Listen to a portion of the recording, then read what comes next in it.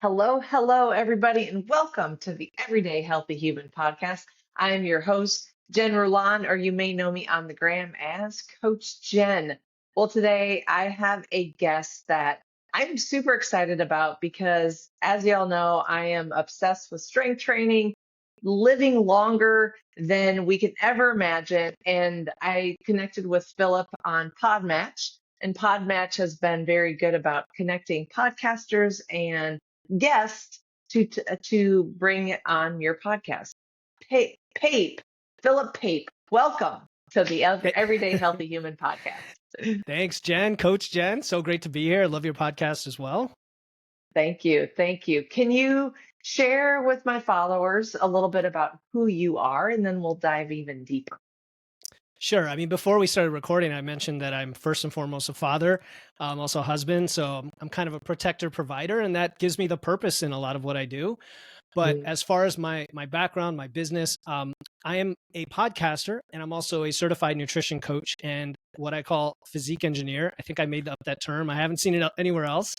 And I say it in that order because, many coaches happen to have a podcast, but my love for helping people actually began with my show back in late 2021 after I'd gone through my own personal transformation, because that was for me a platform where I could reach other like-minded people.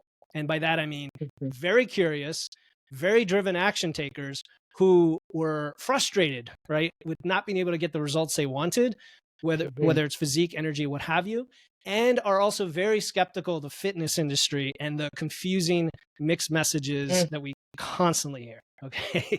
Amazing. Yes. So I spent 2 decades of my life. I'm in my 40s now. And I like to say that I'm getting younger with every year of age. That's my goal, right? I wasted my time, honestly, on things like fad diets, right? Keto, paleo. I did intermittent fasting. I did 8 years killing myself in CrossFit.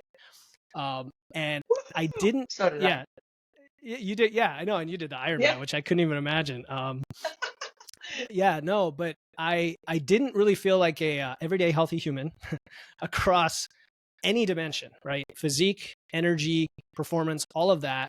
I was just kind of going through life, and that really messes with your confidence, right? It makes you question what's even possible to achieve, whatever your goal is, whether it's your best body or best health. And sometimes you say like, my genetics are what they are, or, it is my lot in life, no matter what I do. But I'm not the type to give up, right? And so I was turning 40 in late 2000 or in 2020. I had a lot of time on my hands working from home to seek out information and learn a ton related to fitness and lifting from coaches, books, videos, you name it, podcasts, of course. And I finally stumbled into this amazing world of evidence-based fitness and nutrition that I am totally in love with today. I'm enamored with it because it gave me information that worked for the first time that I could actually, get results from. So that year, I took that information, I experimented. I moved from the high intensity boot camp style training that I learned from CrossFit over to lifting heavy, making steady progress, progressive overload, getting stronger, building muscle. And then that tied into nutrition, where I realized I needed to learn how to eat better as well to fuel the performance, not to lose weight. And started seeing the results myself in the mirror, in my mind. And I wanted to teach people. And so I combined that with my love of engineering and systems and data, and started helping people, optimize their health, optimize their physique, and get the confidence to know what to do, how to do it, and to actually make it happen. So, like, you did high intensity training, you did CrossFit. Did you feel like you were in shape for, like, at that time, like before 2020? Did you feel like, oh, I'm in pretty decent shape? Yes and no. I had great conditioning. So, my zone 4, zone 5 cardio was like through the roof, VO2 max, low HRV, all that. And so I felt great in that respect. I also very much enjoyed group classes, the community, and I enjoyed the fact that I could use a barbell, which I had never used before until I joined CrossFit. So not to take away from it, but I was flatlining and plateauing. I wasn't getting past the point I wanted to, and I definitely didn't felt strong. And my body was getting kind of achy, and recovery was getting harder to come by. And all of those things. That's what led me to switch it up. Yeah, it's interesting that you say that because I talk with my clients every week, and a lot of them are starting their, they're 4 weeks in, and they're like, but I'm not sore from strength training. And I'm like, because I Mhm. don't want you to be sore. Like you're fueling the right way. You're doing the workouts the right way. I'm not trying to trash your body and doing 100 squats. One of the workouts was like 150 wall balls, and then Oh, whatever you had left, you burpees, try wall to do balls, muscle ups, box jumps. I burpees, love that. Yeah, whatever. yeah. Yeah, All that like, and the stuff. point is, like you said, not taking away from CrossFit Yeah. because I think it's done a lot of good for Mhm. society, but I also want people to realize that no, you don't have to wake up sore every single day. Like that's not the point. So, There's so many things people chase thinking that it's correlated with the outcome, like soreness. And right. it's when you start lifting heavy in a lower rep range and you're doing more or less the same movements over time, your body adapts really quickly to that and will not get Yeah, sore if you're eating and sleeping enough. So if you are getting sore, it could be a negative thing. Not always, right? If you're doing hypertrophy or bodybuilding movements, new sure. movements will introduce soreness, and cardio, certain forms of cardio will introduce soreness, and so on. Yeah. Yeah, yeah. So let's talk about debunking a few things because I think that's really good for a lot of us. My clients are finally recognizing, like, hey, the strength training thing isn't bad. So when I have people come to me, they say, hey, Jen, I want to lose weight. I want to lose 10 to 15 pounds. I need to do more cardio. I need to do more and, not to do a lot of weight. So can you talk a little bit about, people feeling like they need to do more cardio to lose weight? Yeah, I'd like to have a conversation around the mindset behind Yes. why is a number so important, and let's talk about fat loss versus weight loss versus what are you really going for? And if I picked Right. like 100 people off the street and said, "What do you want out of your fitness?" They'd say, "I want to look great, I want to feel great." Like that's generally what most people Yes. want. Yes. Well, why do you think losing 10 pounds is going to get you there, right? Let me ask women who are listening how many times you have dieted and have lost successfully 10 or 20 pounds. Many times, right, Jen? Many Many times. times. Right. Did it make you happy? Right? Did it make you happy? In contrast, wouldn't you rather be in a situation where you feel great, you get to eat a lot more food, eat Mhm. whatever you want, pretty much, and the Pretty things that you much. enjoy, not feel guilty about it either, and Yes. also get leaner, toner, tighter, and this fitter body at a higher body weight, which is I think what you're going for. You're not going to get bulky. So yeah, it's I think the myth is starting to come around with a lot of people because I hear a lot of Agreed. women coming to me saying like, I want to build muscle. Like, awesome, Mhm. let's do it. You're going to eat. You're going to eat a lot, but that's Yeah. okay. You might gain a tiny bit of fat along the way, but we're going to cut that off no problem, and you're going to be leaner and fitter as a result. Yeah. Yeah. It's interesting. You said something about like eating what you want. Like I've had many clients be like, "Oh, but I had some potatoes." That's okay. Have potatoes. Like I want you to eat how you normally eat. If you go to Chick-fil-A every Friday with your kids, like make the right choice in doing that. But like I don't want you to totally like take everything out and then you drop all this weight and then you leave me from not coaching anymore, right? And then all of a sudden you gain it back plus, you know? Yeah, I just did an episode called "The Freedom of No More Cheat Meals" because I want people to get away from the idea that Oh, there I is like anything to that. cheat against. Like, Yeah. if you feel like you're cheating, you're making a moral decision. We don't want our food choices to cause guilt because there's a good and a bad. We Yes. want to pick things that are aligned with our goals, that fuel our workouts, that help us sleep better, that help with our hormones, da da da da da da da. And that Hmm. could be low carb, high carb, medium carb, high protein, low. That's a non-negotiable. Um, but it's a flexible approach, right? And it's funny you mentioned potatoes because like just yesterday I had a client check in where my feedback to her during fat loss, she said, she's having a little bit of hunger at a certain time of day, and it was around her workout. And I said, have you tried potatoes? Because potatoes give you carbs, but they're also the most satiating food on the Yeah. planet. And she's like, oh, I forgot about that. And I have this fear around it, but thanks for reminding me. I'm going to incorporate potatoes again. Yeah. Yeah. And I mean, if I look back at my nutrition journey, and I've talked about this on my podcast, like Mhm. I hated nutrition because I grew up with, the mom, the grandma, the aunts always on a diet, and Yeah. so when I would want a burger and fries, I would have to justify it and be like, oh, well, I just rode 6 hours. So of course I can go have a burger and fry. And it was a Yes. long time for me to snap out of that unhealthy thought process behind food. Yeah, and it leads to other things that shouldn't have to exist, such as the idea of trigger foods. So, like, I hardly use that term in my practice, at least, and this for me, it's a lot of mindset and psychology, Jen. Right? So, the idea of a trigger food implies that there's this thing that's outside of you that's going to cause you to just lose control, and your emotions are going to take over, as opposed to let's identify those situations and the emotions we get from them and plan ahead and put something in place that kind of blocks that, right? And by that I mean, Hmm. how about have the foods that are your trigger foods on a frequent Yeah, basis in small amounts so they don't trigger you anymore. That's just right. one of many strategies. So it's getting control of your body and your mind through these practices, rather than thinking that we're beholden to those situations. For sure. Yeah. Yeah, I've noticed too with the clients I've been working with is that they start tracking, they start looking at things, and they're like, "Oh, I can have that. That does fit my macros." And I'm like, "Y'all can have a donut if you want. Like, Yeah. I'm okay with that, but just track it and see where it sits." But maybe you had a donut and you just went skiing for 5 hours. Like it's okay to have that. Just track it. But Exactly. Yeah. And even like you can tell with the language when they say, well, I was good or bad, or I will do better. It's like, yes, no, let's reframe that. Like there's no good or bad. yes. There's just reality. There's Yeah, information, and there's the data. Like you said, tracking and monitoring is one of the best things we can do. People will say, yeah, oh, it's too tedious to track. Well, I don't know. When you have to go on a big trip, do you track your budget like to see where the money's going? You should right, do the same for right. the energy coming into your body.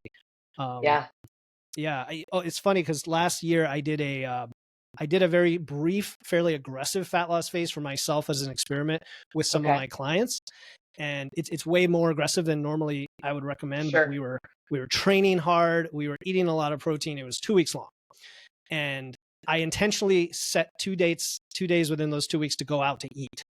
just to like show people like Yeah, here's how you can plan ahead. And it reminded me that it's hard but totally doable. And I remember going to this really nice restaurant where I would normally have like a lot, right? And I'm like, okay, I've got to have the scallops.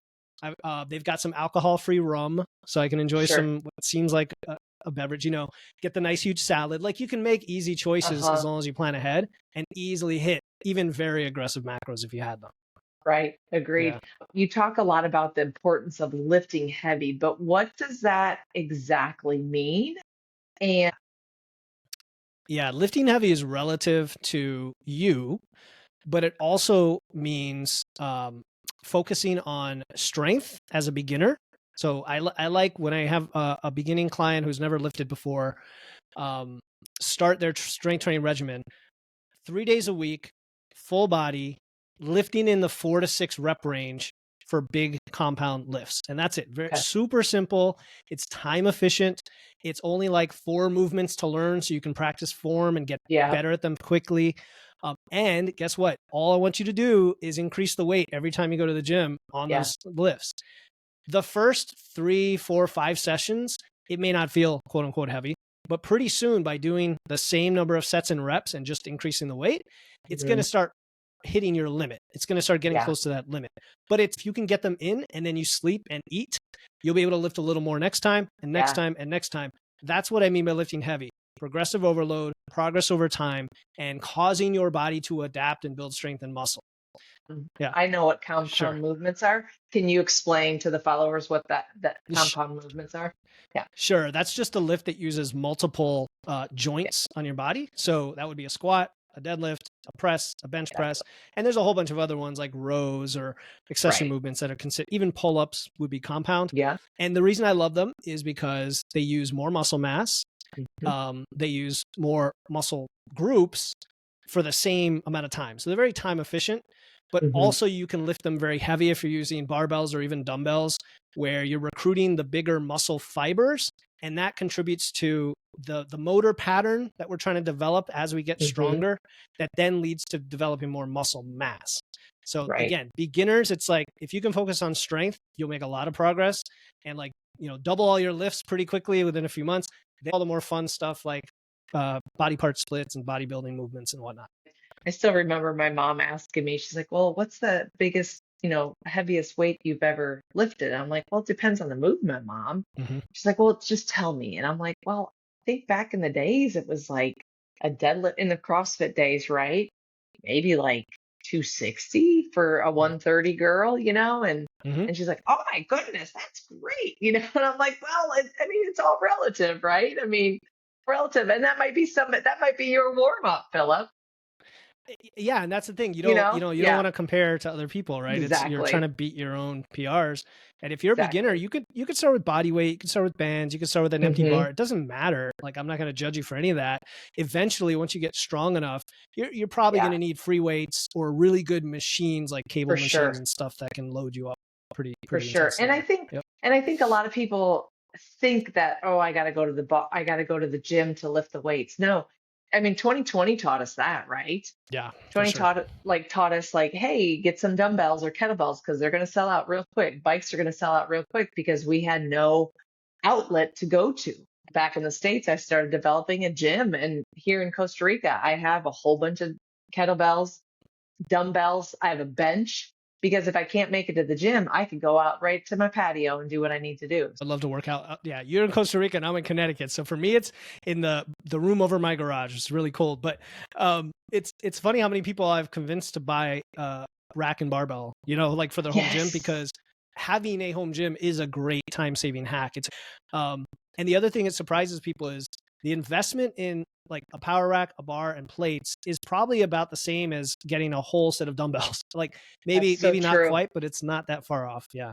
That's so true. Yeah. And it's interesting we're talking about this because I was at a gym for a long time here in Costa Rica in Samara, and they were very limited to kettlebells and dumbbells. And then I went back to the States, and I ended up staying there for 2 months because Mom fell and had to take. And so I was like, I need to go back to CrossFit. I just needed to go in, get my workout in, and leave. And it made me realize how much I missed getting under a bar, like doing squats, doing deadlifts. And so then when I returned to Costa Rica, I was like, I need to find a gym that's got leg press machine, bars, racks, whatever. And I found it, and I am so much, I look different. I look healthier. I look better because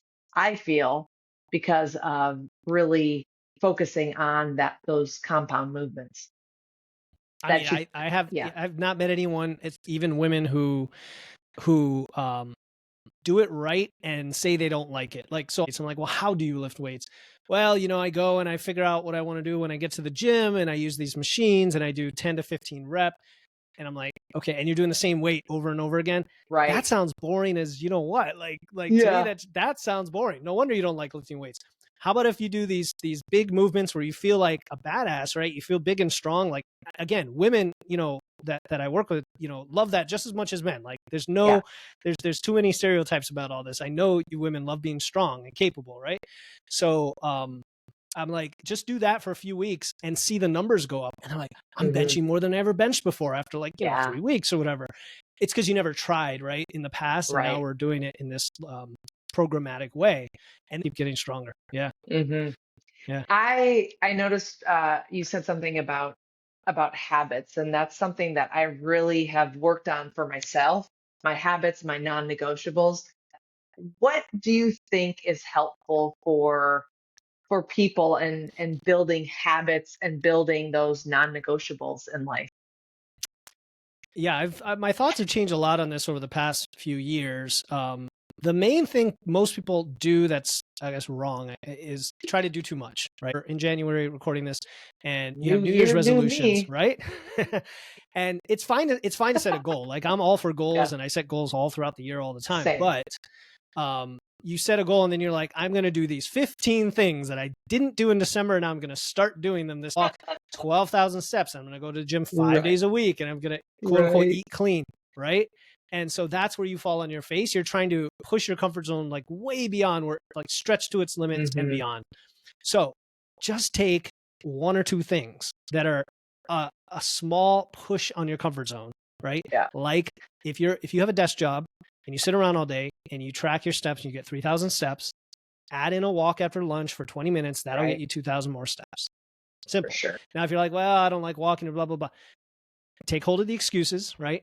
And start to hammer them down like whack-a-mole, one after another, and say, why does this have to be the case, right? Like, let's get rid of those excuses. If you don't like walking, well, what if you listen to a podcast? Listen to Jen's podcast while you're walking, right? Go out in nature, get some vitamin C, listen to some music, right?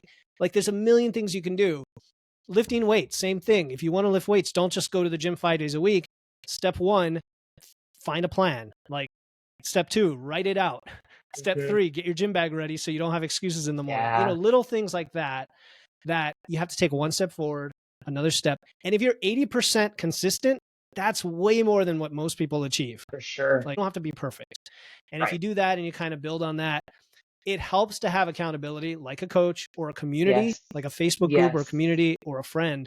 It helps a lot to have that. Oh, that's what I loved about CrossFit. It was a great community.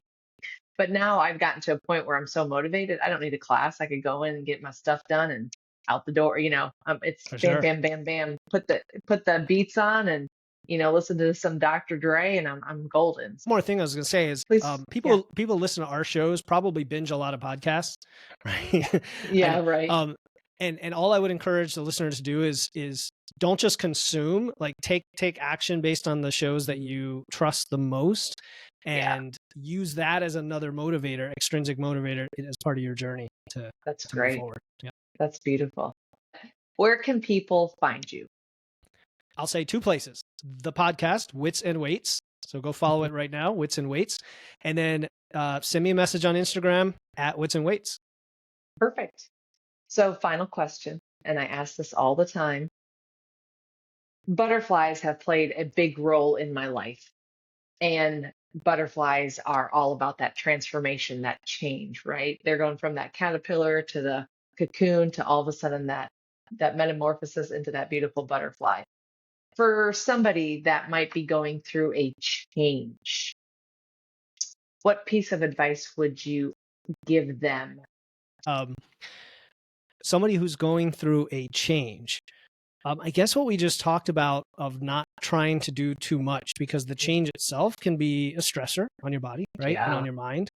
And so I would look at that as a new adventure in life, this new phase of life, whether it's, you know, post-career or post-menopause or whatever the transition is that you're going through.